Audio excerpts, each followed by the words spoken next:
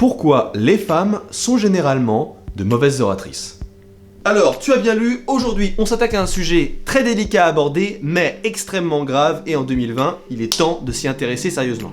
Toutefois, avant d'aller plus loin, il y a une question fondamentale à se poser. Ce problème existe-t-il réellement? Est-ce que les femmes sont globalement moins éloquentes que les hommes? Je vais donc commencer par te poser une question. Si je te demande à froid de me citer deux grands orateurs ou oratrices, lesquels te viennent directement à l'esprit? Alors, c'est une question que j'ai posée tout au long de l'année dernière aux participants de mes formations, et sur un échantillon de 92 personnes, il se trouve qu'en moyenne, il y avait 79% d'hommes cités en exemple, contre 21% de femmes. Le champion de toutes catégories confondues étant Barack Obama. Toutefois, si ces statistiques sont intéressantes, elles restent trop petites, trop faibles pour tirer des conclusions qui sont valables. Donc, j'ai décidé de mener mon enquête à plus grande échelle. Pour cette première étape de mon investigation, j'ai décidé de m'intéresser à un milieu de pouvoir dans lequel la prise de parole en public joue un rôle crucial, le monde politique.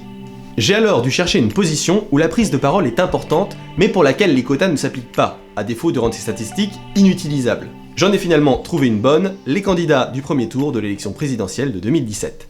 Or, sur les 11 candidats présents, il y avait 9 hommes pour seulement 2 femmes, ce qui nous donne une présence générale encore largement masculine. Toutefois, même si les chiffres sont intéressants, cela ne veut pas forcément dire que cette sous-représentation féminine est due à une difficulté des femmes à être éloquentes. Il y a d'autres arguments puissants qui peuvent être avancés, tels que le fait que le monde politique soit toujours aujourd'hui gangréné par le patriarcat, et que la notion profonde d'égalité homme-femme dans tous les domaines soit récente, ne s'appliquant donc pas à cette génération politique déjà en place. Très bien, ce sont des arguments qui en soi font totalement sens, et donc on va s'intéresser à une génération plus jeune. Deuxième étape de l'enquête, le monde universitaire. Nous plongeons à cette occasion en plein cœur du championnat de France de débat parlementaire, organisé par la Fédération française de débat et d'éloquence. Compétition dont je connais tous les chiffres puisque je suis l'un de ses responsables, et effectivement, en faisant mes recherches pour cette vidéo, j'ai trouvé une statistique très intéressante. Si on analyse les 2 dernières années du championnat, et que l'on regarde la composition des 4 formidables équipes qui chaque année sont passées en demi-finale, eh bien on se rend compte, pour 2017-2018, dans les 16 orateurs représentant ces équipes, que 13 étaient des hommes et seulement 3 des femmes. Et pour 2018-2019, attention suspense, 13 hommes et 3 femmes. Encore. Alors ici on pourrait me dire que c'est normal, les présidents de ces assos ne sont que des hommes et donc ne choisissent que des hommes. D'accord, je veux bien, sauf qu'en réalité c'est plutôt faux. En effet, à l'époque, on retrouvait à la tête de ces 8 assos 3 présidents et 5 présidentes. On pourrait également dire que s'il y a plus d'hommes que de femmes, c'est tout simplement parce que les hommes sont plus souvent intéressés par cet exercice que les femmes. Sauf que, encore une fois, dans les faits, c'est en partie faux. En effet, j'ai à l'époque fait partie de l'équipe de débat de Tours, équipe composée exclusivement d'hommes. Alors que, lors des phases de sélection qui s'effectuaient par affrontement, il y avait 11 hommes pour 5 femmes. C'était alors les adhérents de l'asso, composés d'une majorité de femmes, qui votaient pour déterminer les orateurs qui iraient au national sur la seule base de leur niveau. Et à l'époque, dans notre asso, seuls des hommes se qualifiaient. On voit donc que dans le monde universitaire, que ce soit au niveau local ou national, il semble déjà qu'une différence de niveau autour de la prise de parole se soit créée entre les hommes et les femmes. Est-ce que c'est propre à l'université ou est-ce que ce problème apparaît bien avant? C'est ce que j'ai cherché au cours de la dernière étape de ma recherche, le monde lycéen. Et là, quelque chose d'extraordinaire s'est produit. Puisque, il y a quelques semaines de cela, j'ai pu donner une formation à 15 lycéens qui ont tous été sélectionnés pour le 2e tour d'un concours d'éloquence national. Et attention, sur les 15 orateurs présents, il y avait 4 garçons pour 11 filles. Enfin, on avait une part de jeunes filles qui étaient vraiment à l'aise à l'oral. C'était la preuve que la nouvelle génération était prête à faire changer les choses. Et j'étais vraiment content et motivé jusqu'à ce que je demande comment est-ce qu'ils ont été sélectionnés. Et que l'on me réponde par écrit. Et là, j'ai eu un moment de doute, j'ai eu un moment de peur, et effectivement, il s'est avéré que si on regarde les seules personnes qui levaient la main pour participer et qui étaient à l'aise lors des exercices, sur les 4 garçons, il y en avait 2, et sur les 11 filles, il n'y en avait aucune. Aucune fille n'osait ou n'arrivait à prendre la parole. Et pourtant, quand on arrivait enfin à leur faire décrocher des mots, elles étaient brillantes. Mais quelque chose semblait réellement les bloquer. Suite à l'ensemble de ces découvertes, un mot résonnait dans ma tête. Pourquoi? Pourquoi cette compétence de la prise de parole en public est si peu maîtrisée par le public féminin? Quelles sont les raisons d'un tel blocage et comment se fait-il qu'il arrive aussi rapidement? Pour répondre à ces questions, j'ai cherché dans plusieurs théories possibles. Premièrement, on pourrait soulever l'hypothèse de la psychologie évolutionniste, qui repose sur le postulat que nos pensées et comportements, ainsi que nos caractéristiques physiques, sont le résultat de l'évolution soumise aux mécanismes de la sélection naturelle et de la sélection sexuelle. En gros, que seuls les meilleurs de notre espèce ont réussi à s'adapter, donc ont survécu, et en se reproduisant, ils nous ont transmis leurs caractéristiques. Voici un exemple de cette évolution, selon le psychologue français Serge Inger. L'homme s'est adapté à la chasse sur de grands espaces. Le cerveau de la femme, pendant ce temps, s'est adapté à l'élevage de sa progéniture et au partage verbal, dans le cadre restreint de la grotte. Ainsi, sur le plan biologique, les hommes sont programmés pour la compétition, les femmes pour la coopération. Dans notre cas, l'hypothèse à avancer serait de dire que les hommes ont eu à s'occuper pendant des milliers d'années de tout ce qui touchait au commerce et à la politique, développant par la force des choses de bonnes compétences oratoires au détriment des femmes. Or, je vais peut-être en décevoir plus d'un, mais je ne suis pas du tout d'accord avec ce type de raisonnement. Premièrement parce qu'il existe de grandes oratrices en politique ou ailleurs. Secondement parce que, aujourd'hui, des femmes qui ne sont pas éloquentes peuvent très bien demain le devenir. Je le vois toutes les semaines. Donc, face à ces nouvelles découvertes, il est temps de reformuler la question. De manière générale, pourquoi les femmes sont de mauvaises oratrices actuellement ? Finalement, j'ai découvert que le grand ennemi des femmes n'est pas l'évolution naturelle, mais il est tout aussi difficile de lutter contre. Cet adversaire qui vous écrase autant et qui vous empêche de vous exprimer porte qui plus est un nom féminin, la société.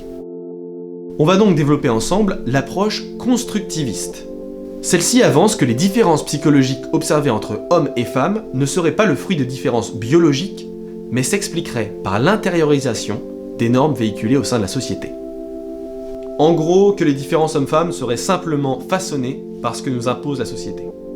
Cette théorie, elle est d'ailleurs perçue aujourd'hui comme le fer de lance du féminisme, et devinez quoi, l'une de ses pionnières est Simone de Beauvoir. Dans notre cas, la première étape intéressante va être l'enfance. Alors ici, il ne va pas être question de critères tels que les couleurs imposées ou les jouets différents selon le sexe, puisqu'ils ne vont pas avoir un aspect déterminant sur la faculté de prendre la parole ou non. En revanche, ce qui va fortement jouer va être la propension de l'enfant à prendre des risques. Dans ce domaine, ce sont les petits garçons qui, très jeunes, vont commencer à prendre des risques. On va les laisser plus facilement se bagarrer, ils vont commencer à explorer des zones pour jouer, rentrer parfois un peu tard, voire faire des activités risquées. Et même si effectivement on les surveille, cela n'a rien à voir avec les petites filles pour lesquelles on aura une tendance naturelle à avoir bien plus peur, et donc une tendance générale à les surprotéger. Au cours de mes recherches, j'ai d'ailleurs trouvé cette étude très intéressante qui nous montre que, quel que soit l'âge, la mortalité par accident chez les enfants est bien plus importante du côté des garçons. Et on parle ici d'études menées dans des pays développés. Toutefois, si une différence existe réellement au niveau de la prise de risque dès l'enfance entre les petits garçons et les petites filles, c'est au moment de l'adolescence où un écart immense va se créer, puisque la société va apprendre une chose terrible aux petites filles, avoir honte d'elles-mêmes. En effet, si petite fille, vous êtes à l'aise dans votre corps et que celui-ci vous donne la liberté de jouer, avec la puberté, ce même corps va devenir votre propre prison. Des poils non désirés vont apparaître dessus, vous allez connaître vos premières règles, voire peut-être même l'enfer de l'acné. Ce qui en soi sont des changements normaux dont on ne devrait pas avoir honte, mais ce n'est pas du tout le discours de la société.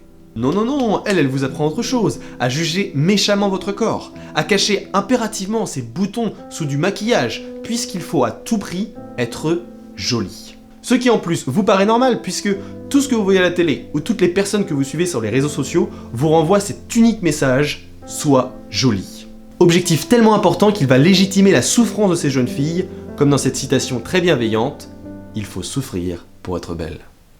Et pendant que l'on dit aux filles d'être parfaites et de se cacher, on pousse les garçons à faire tout l'inverse. D'abord parce que même si on a de l'acné, on nous dit que le maquillage ça ne s'applique pas aux garçons et qu'il faut assumer, ça passera avec le temps. Et ça c'est une phrase extrêmement forte parce que très jeune on va nous dire d'accepter nos défauts et de faire avec parce que c'est notre corps et qu'on n'a pas le choix. Et crois-moi, la période d'acné je l'ai vécue et pour un mec c'était pourtant une galère. D'ailleurs, il faut l'avouer, cette période d'acné ne va pas aider pour l'autre point qui va développer drastiquement la prise de risque chez les garçons adolescents, la drague. En effet, très jeunes, les petits garçons vont vite intérioriser que c'est eux qui vont devoir aller parler aux filles, puisque celles-ci sont surprotégées et donc en sont devenues timides.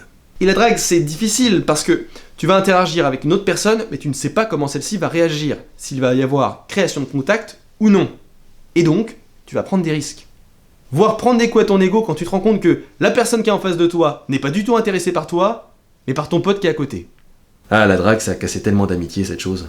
N'empêche que tu auras été dans un état actif, celui d'effectuer l'action, et non pas de la subir. Si la personne te renvoie un message positif, tu auras gagné confiance en toi, et même si tu as pris un stop de cow-boy, eh bien, tu auras seulement pris un coup à l'ego, et tu auras appris que cela ne tue pas.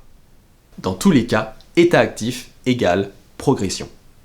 Maintenant, au regard de ce que l'on a appris, j'ai une autre question à te poser. Selon toi, arrivé au lycée, au moment où il faudra se lever et assumer prendre la parole en faisant face au regard des autres, qui aura le plus de facilité? Les filles qui ont appris à avoir honte d'elles et qui tentent d'être parfaites, ou les garçons qui ont intériorisé qu'il fallait s'assumer et que vivre des échecs n'est pas si grave? Évidemment, les garçons. Et à ce moment-là, il y a une scission énorme qui va se créer parce que les petites filles écrasées par le poids de la société ne vont pas se lancer, les petits garçons, eux, vont le faire, et donc ils vont gagner en expérience, et après quelques années, les filles vont se trouver très très loin, et là, on va arriver à un moment très sombre où un problème majeur chez les femmes va apparaître, un problème de légitimité. Ça, je le vois toutes les semaines, et c'est super intéressant. Alors il faut savoir que dans les cours que je dispense, il y a des exercices de leadership, dans lesquels l'orateur qui va prendre la parole va devoir avoir la posture de leader du groupe. Lorsque c'est un homme qui effectue l'exercice, la question qu'il me pose le plus souvent est « Comment faire pour être le plus impactant ?» Mais lorsque c'est une femme, la question devient « Est-ce que tu es sûr que je suis légitime pour un tel discours ?» Et de manière générale, les premières fois, elle se sent très peu à l'aise dans ce rôle. Et cette différence, elle est très grave, puisqu'on n'apprend jamais autant que par la pratique. Si vous êtes dans le monde actif, vous le savez très bien. Pour les autres, j'ai une image très simple. Pensez à un sport que vous aimez, particulièrement. Maintenant, imaginez deux personnes. Il y a une de ces personnes qui va, pendant 2 ans, étudier ce sport 8 heures par semaine. Et l'autre personne va, pendant 2 ans, pratiquer ce sport 8 heures par semaine. Maintenant, ces deux personnes, vous les mettez au bout de 2 ans en train de faire ce sport. Qui, selon vous, va être le plus fort dans le sport? Eh bien, de manière générale, ce sera presque toujours la pratique parce que ça paye beaucoup plus que les études dans le sens où on va faire des erreurs, on va apprendre et on va progresser beaucoup plus rapidement. Or, la mentalité d'étudier et de rester tapis dans l'ombre pendant 2 ans à essayer d'être parfait lorsqu'on arrive la première fois sur le terrain. Est-ce que ça vous rappelle rien, ça? Et oui, c'est terrible, mais les femmes, c'est encore une fois ce fardeau que la société vous a imposé dès l'enfance et que vous portez encore sur les épaules. Et d'ailleurs, vous avez intérêt à rapidement vous en débarrasser parce que sinon, il y a 2 choses terribles qui risquent d'arriver et ça va faire très très mal. On va parler professionnel. La première, c'est que même si vous êtes brillante dans ce que vous faites, si vous restez en retrait, vous n'allez pas réussir à progresser assez dans les échelons. Dans ce cas-là, ça peut être terrible parce qu'il y a des hommes qui peuvent arriver en face de vous parfois, être à moitié compétents, mais totalement sûrs d'eux ou à l'aise avec cette moitié de compétences, et donc vous dépasser dans les échelons.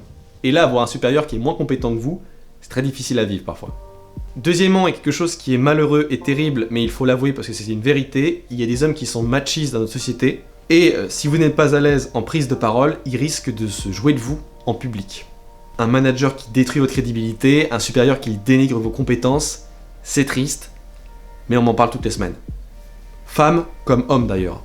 D'ailleurs, puisqu'on en parle, petit message aux hommes.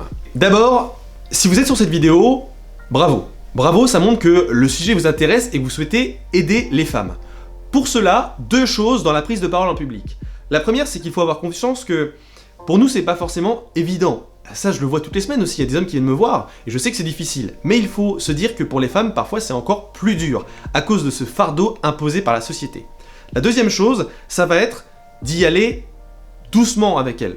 C'est-à-dire ne pas les lancer directement dans le grand bain. Il faut y aller crescendo. C'est vraiment important, lorsqu'on n'est pas habitué, de commencer doucement, au risque de se dégoûter carrément de cette compétence en ayant un objectif trop difficile dès le début.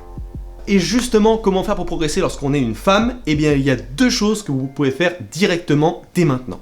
Premièrement, ne soyez pas fataliste. Effectivement, vous portez un fardeau depuis votre enfance et c'est difficile. Maintenant, le constat il est fait et on réfléchit uniquement aux solutions. Et là, ayez une vision de vous dans 1, 2, 3, 4, 10 ans où vous allez être extrêmement efficace en prise de parole. Si vous n'avez pas d'objectif, si vous ne savez pas du tout où est-ce que vous allez aller et si vous n'avez pas confiance et que vous pensez que c'est impossible, que vous ne serez jamais bonne, eh bien dans ce cas-là, vous n'arriverez jamais réellement à progresser sur votre prise de parole en public. Parce qu'effectivement, c'est difficile, il faut oser, il faut se lancer, vous allez connaître parfois des réussites et parfois des échecs, et si vous voulez réussir à tenir sur le long terme, il faut avoir toujours cet objectif en tête et se dire que voilà, dans 3, 4, 5 ans, je veux y arriver et je progresse toujours quotidiennement vers cet objectif que je peux atteindre. Deuxièmement, pratiquer, pratiquer, pratiquer. On l'a vu, le plus important, c'est la pratique. Mais allez-y, crescendo.